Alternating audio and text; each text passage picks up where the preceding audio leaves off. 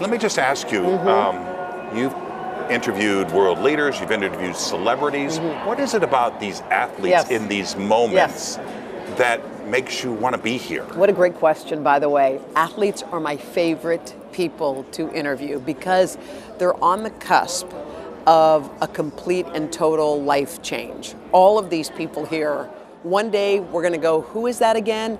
And the next day we're going to say, oh my God, I remember watching them at the Olympic Games. So I think there's something about people who focus all of their energies and efforts on one thing, and it comes down to 10 seconds, a 2-minute routine, and I get to bear witness. And you know what it's like to be in the public eye with the spotlight shining on you, but there's something different about these athletes who have to perform in that moment. If they make one little mistake, could be over. And I did notice something, and I don't know if this is just me, but I've noticed with a lot of the skaters, and especially the women skaters, that they have a more like, this is me attitude.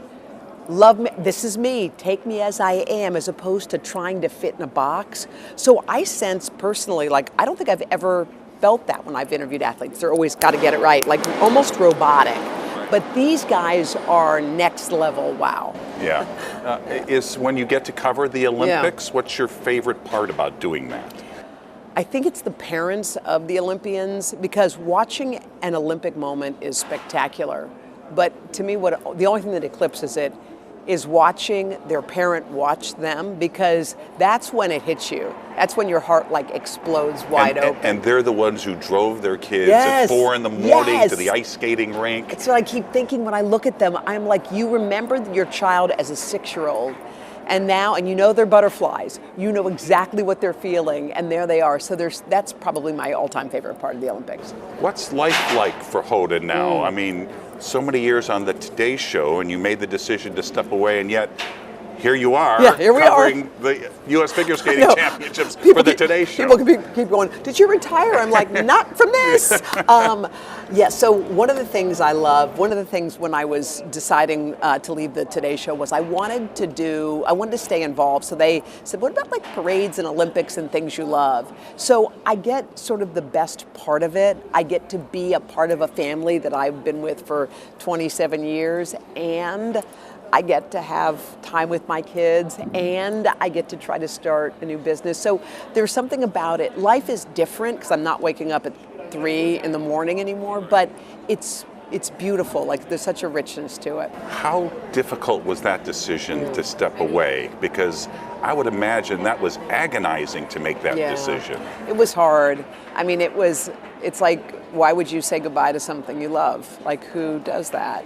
And I thought about when you're at the peak of something, when you're at the top of the wave, when you're like, I can see the view, it's not going to get better than here. And I felt it and knew it and loved every moment of it and knew it was going to be painful. But at the end of the day, it's still been painful, but it's still right. You can have both things. It can hurt, and it's actually the right thing to do. I think one of the things that people love about you is your empathy.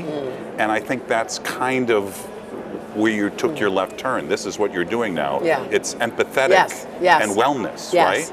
Yeah, that's such a sweet observation. Yeah, all I wanted to do, like, I feel like you get one ride around the sun, and that's all.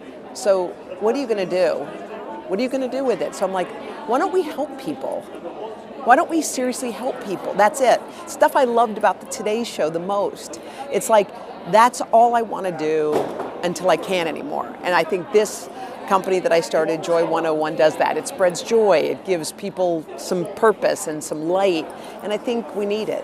What have you learned along that journey since you left the Today Show? I know you do your podcast. So what are some of the things that you think you've learned that have helped you? I've learned that it's really hard to be a CEO. It's hard to be, I've always been a cheerleader, and now I have to be a leader.